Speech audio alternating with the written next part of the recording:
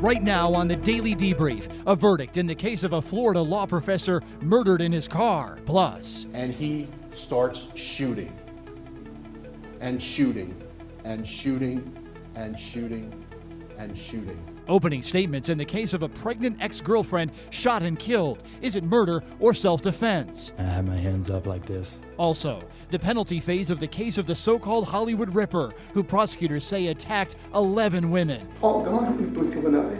And a doctor beaten to death with a hammer. Testimony against one of 3 defendants enters a second day.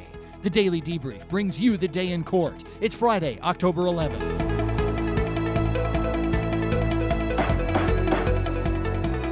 Welcome to the Debrief, everybody. Let's begin with opening statements in the Florida prosecution of a man accused of murdering his pregnant ex-girlfriend. Markeith Loyd is accused of killing 24-year-old Sade Dixon. The medical examiner says she was shot 8 times. Loyd also shot and injured Dixon's brother, Ronald Stewart. After a massive manhunt, Loyd is accused of shooting and killing a police officer, but many of the details of that second shooting are not allowed in this trial. He says the shootings were self-defense. With me today are attorney Spencer Cordell from Fort Myers, Florida, Ecleynne Mercy from Atlanta, Georgia, and Michael Bryant here in New York. Let's listen to how the state explained its theory of these shootings. The defendant, who had moved to the end of the driveway, then came up and stood just off of the concrete walkway in the yard. He reached into the hand warmer part of his jacket, fumbled, pulled out a Smith & Wesson .40 caliber semi-automatic pistol that he had brought with him. He said, "Nah, she ain't going away. She's not going with you." She cocked the gun, he pointed it, and he fired. The first round hit Ronald Stewart in the abdomen, and he fell to the ground there on the porch between the pillar and the house. The defendant then approached the porch, firing. He hit Sade Dixon several times. She fell down. He came up onto the porch, turned. Ronald Stewart was laying on his back. He walked over, stood over Ronald, shot him a couple more times, left, and just walked out to his car. Loyd fled and led police on a weeks-long manhunt. A woman recognized Loyd in a Walmart and told Orlando Police Sergeant Deborah Clayton that Loyd was there. The police officer who happened to be inside confronted Loyd. The defendant broke to the left and ran around a pillar that was standing there. Came out on the other side with a firearm. There was an exchange of gunfire between him and Sergeant Clayton. After the gunfire, the defendant ran across the parking lot, got in his car, and drove away. A little over a week later, police located the defendant in a house on Westcott Lane. After surrounding the house, told him to come out. Opened the front door and he threw something out. Then he came out and crawled away from the house. Police officers moved in and they found the item that had been thrown out. It was a .40 caliber Smith & Wesson semi-automatic handgun. That gun was sent to the Florida Department of Law Enforcement Crime Lab, where it was examined and compared to the 11 shell casings found in front of 6031 Long Peak Drive. They determined they all had been fired from that gun. The 8 shell casings that had been found in front of the Walmart, the lab determined that firearm fired all 8. Loyd's defense has a different version of what happened. They say Loyd went over to the victim's house to try to mend things, but that the victim escalated the situation. And she's accusing him. And she's accusing him. And she's accusing him of being unfaithful. And Markeith's only concern at this point, he wants to diffuse the situation at first. He wants not to be an issue with this child. And so at some point he realizes he's got to be honest. Because in his mind, he's no longer in a relationship with her, even though it's a few days or whatever. So he tells her, "You're right. I had sex with my ex-girlfriend." And she says, "Wait here." What's going through her mind? Anger, helplessness. So she does something really, really stupid. Up the stairs to her room where there's a box. She opens the locked box and takes a gun. And when he sees the gun, he pulls his 2 guns out. He had one back here, I believe, one under his arm. he pulls the two guns out, and he's pointing at her. And he's saying, "What? You're going to shoot me? Are you going to shoot me? Are you kidding? Drop the gun. Drop the gun." And instead of pointing it at him, she pulls it out and goes like this and then drops it. And he squeezes the trigger. Because he believes when she's doing that at that moment, she's going to kill him. The defense says Sade Dixon's gun did not fire, so Dixon dropped it and ran. Her older brother, Ron, then entered the situation. Loyd apparently told Ron that the victim had been cheating on him. That's when Loyd's defense says things got really heated. And you will hear that her response was to him, "Why don't you tell him about the guns you just held to my head?" So now the brother knows he's armed and has not one weapon, but two weapons in his possession. And so the brother again is trying to defuse the situation. And so she turned up the flames one more level on her brother when she says, "My brother can whip your..." And to make matters worse, Ron's in a situation where he sees this going out of control. He goes after Markeith. He tries to take him. And there is a struggle. He has the gun, and they are struggling across the front yard. And at some point, the gun discharges and hits the brother. Markeith doesn't know exactly where Sade is. He knows that he lost the gun, and he starts shooting and shooting and shooting and shooting and shooting. That's a lot of shooting. A neighbor testified about hearing all this commotion. We heard gunshots. Do you remember how many gunshots you heard? I believe it's 4. Okay. Did you hear anything else after you heard the gunshots? I didn't hear nothing else until I opened the door. From my door, I heard Sade's mother screaming, and I seen 2 bodies on the ground. "Oh my God, I shot my baby, shot my baby." And she kept screaming, then she was screaming a name out, his name. And she said, "He shot my baby. He shot my child," or something like that. And then I just got the phone and started calling 911. The surviving victim, Ronald Stewart, took the stand for the state. He says he heard his sister banging on the door trying to come inside their house. That's when he says he walked outside and saw the defendant pull out a gun. He did his motion to, I guess, put the bullet in a chamber and held it up. And before he did that, I was like, "It's not that serious, bro." And I had my hands up like this. Okay. And what happened? I heard a bang, and next thing I know, I didn't have control over my body. And it felt like someone kicked me really, really, really hard in my stomach, and I fell down, uncontrollably. He kept on shooting, and he stepped over me, kept on shooting her. I guess he stopped shooting her, put his intention on me. He held the gun towards me and started shooting upwards. He hit me twice in the leg, 2 bullets in the leg, and he was aiming for my heart. I rotated my side to cover my heart so he won't hit it. As that last shot hit, it still hit me in my chest. I heard the door open, and then I heard it slam. Everybody's here to chime in on this case. Attorney Spencer Cordell, you're local to this case. What can you tell us from your perspective? Well, it's a dramatic case, obviously. Very heartfelt testimony that came out today. That's going to really hit the jury hard. The defense is cross-examining, making small points here and there with that, but that compelling testimony from family members who are eyewitnesses is going to be very hard for the defense to overcome. That was my thought exactly. If I were sitting here trying to figure out who to believe, I would have to believe the surviving victim, Michael Bryant. Now, granted, the defense could say he's sticking up for his sister, but I found him credible. Yeah, I mean, he really was. And if you take a step back to the defense opening, which was very, very well done, great story that was told. But then you hear the witness tell his version of the story, and it's a little different. But the defense did make some points by showing some contradiction between the deposition from that young man in March and his testimony today. So just a little bit of movement toward the defense on that point. Yeah, I mean, at the end of the day, the core narrative seems to win the day in court. Ecleynne, Mercy, does the defense get to tell that kind of a story in openings and then not put the defendant on the stand? No, well, I don't know. The issue is you have a volatile defendant.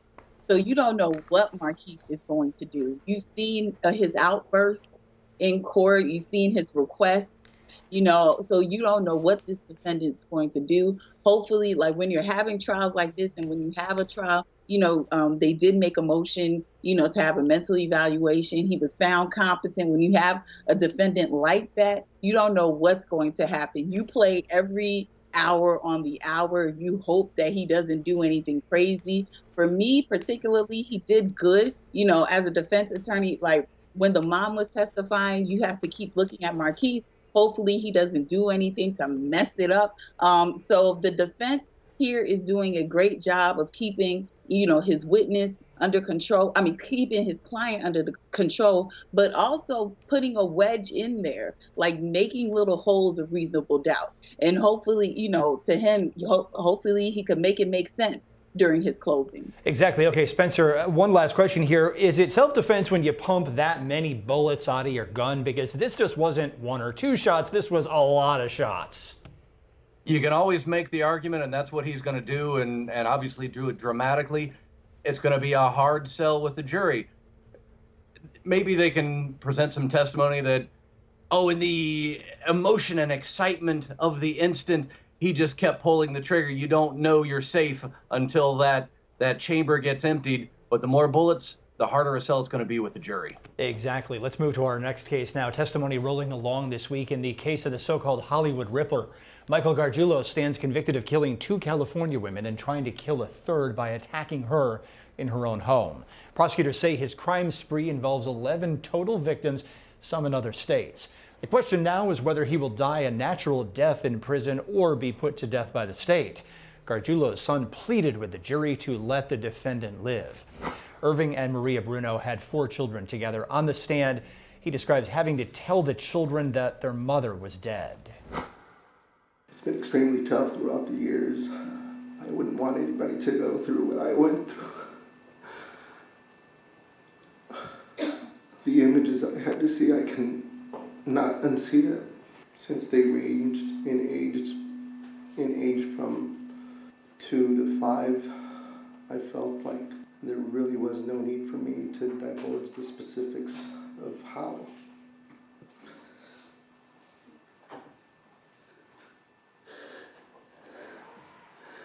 How she was killed.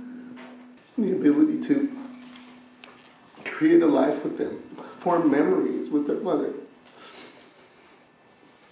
All gone in the blink of an eye. The defense called a psychologist who interviewed Michael Gargiulo several times since he's been in jail. This psychologist talked about Gargiulo's school records and his own family's history of mental illness. His school records indicated that he was in special education throughout his schooling in Illinois. It began at about age 10 when he was in the 5th grade. And he finished in a continuation school when he was about 18. For emotional disturbance, he basically had behavioral problems, and he was considered to have an oppositional conduct disorder. In terms of aunts and uncles, on his father's side, there's a paternal aunt who was diagnosed with paranoid schizophrenia and had been mentally ill for many years.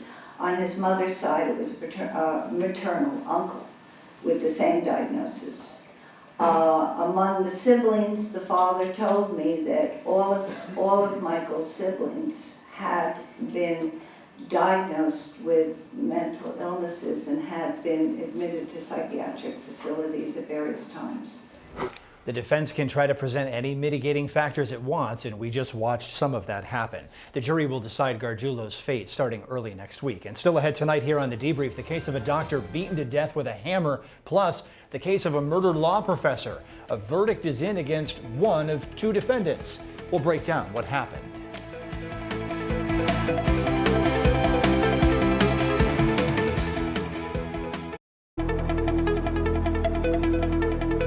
An attorney for the wealthy Connecticut man accused of disposing of evidence of his wife's disappearance is asking for her medical records yet again. Attorney Norm Pattis says in court documents that he believes missing wife Jennifer Dulos went to the doctor in early July, almost 2 months after she vanished. Jennifer Dulos' family says it believes she is dead. Her ex-husband Fotis Dulos has said that Jennifer may be alive and may be trying to set him up. Day 2 of testimony in the case of a Florida doctor beaten to death with a hammer. Dr. Teresa Sievers did not show up to work back in 2015.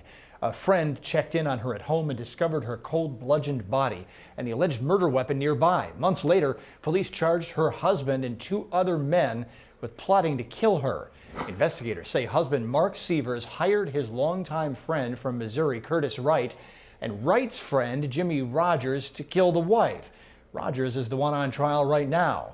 Wright struck a deal with prosecutors and is expected to testify against Rogers. Sievers will go on trial after Rogers. A crime scene investigator talked about damage to the victim's home and about DNA found on the murder weapon. This is the exterior edge of that south garage door, and it shows both sides of the lock and handles. You can see a lot of damage to the door. The door, both locks were unlocked. Did you also swab the hammer? Yes, I did. And when we talk about swabbing the hammer, what were you doing? For this object, I was looking for touch DNA, so I swabbed the handle of the hammer. And did anyone's DNA come back to those swabs? Nothing foreign to the victim. So when you say nothing foreign to the victim, what does that mean? And did the swabs come back to be the DNA of Teresa Sievers? Yes, only Teresa Sievers' DNA was found on these swabs. On cross-examination, Rogers' defense pointed to a lack of motive by this particular defendant on trial right now. There was some $50,000 in cash still in the house. You, in your testimony to Ms. Ross, you indicated that this home had not been ransacked. The home was messy, but it wasn't ransacked. It did not appear ransacked. You collected firearms, cash. There was a lot of the photographs that we saw, bottles of cash. There was cash mounted on the wall. You said there was $50,000 in cash in the safes. Nothing was taken. In the locked safes, I found firearms and cash, yes. Okay, the hammer that was introduced, that was processed for DNA and fingerprints? Yes. Okay, and nothing was found? No fingerprints, no DNA? There was no fingerprints noted, and the DNA was only matched to Mrs. Sievers. Our next case now, a verdict in the murder of a Florida law professor. Sigfredo Garcia and Catherine Magbanua are accused of killing law professor Dan Markel. The state says the motive was Markel's divorce and custody battle with his ex-wife Wendy Adelson, and that Garcia and Magbanua were basically hired guns. No one in the ex-wife's family has been charged, including the ex-wife herself. Magbanua blames Garcia. Garcia blames a third defendant named Luis Rivera, who cooperated with the state. The jury asked a lot of questions last night and today about the liability of a principal under Florida law. That's someone who's criminally involved with a murder. Here was the ultimate partial verdict. State of Florida versus Sigfredo Garcia. We, the jury, find as follows. As to count 1, the defendant is guilty of first-degree murder. We, the jury, find as follows. As to count 2, the defendant is guilty of conspiracy to commit first-degree murder. We, the jury, find as follows. As to count 3, the defendant is not guilty. Garcia now, of course, guilty of murder and conspiracy, but not guilty of soliciting murder. That was the last charge. His case moves to a penalty phase. The jury, however, was deadlocked as to Catherine Magbanua. The judge sent the jury back to deliberate some more, but after about 15 or 20 minutes, the jury was still hung so the judge declared a mistrial as to that defendant. Our guests are back one last time to discuss this case. Michael Bryant, hung jury on her but not on him. You sensed that it might go this way. Yeah, I think she took the stand and did a pretty good job of convincing at least one juror that, hey, I wasn't involved in this. I didn't know enough to be part of this conspiracy. In fact, in some of those phone wiretaps, you heard her say, and Garcia say to her, hey, you don't want to know any more than you already know. So I think that helped draw a line for some jurors from the conspiracy count. Okay, Spencer Cordell, you're down there in Florida. What's your view of this? Do you think the state really had enough to get her? The jury didn't agree. What do you think? I think they did have enough to get her if the jury had believed everything they presented and didn't believe her testimony. They've got her, she's the only connection between Garcia and Rivera and the Adelson family. So the culpability looks apparent there, and then they had deposits into her account that make it appear that she was getting paid a lot of money after the murder happened. But she managed to tell a very good story, and it convinced at least some of those jurors to find her not guilty. Yeah, exactly. I mean, she's the connection. She's handling the money. Ecleynne, how was it not a conviction? Because I think that they had more evidence on Adelson than on McBanois. Like they were dating. So I don't know what you think, but if we're dating, money is being transferred to me. So so there was a way to explain that, but they had a lot of they had more evidence on Charlie Adelson than on McBanois.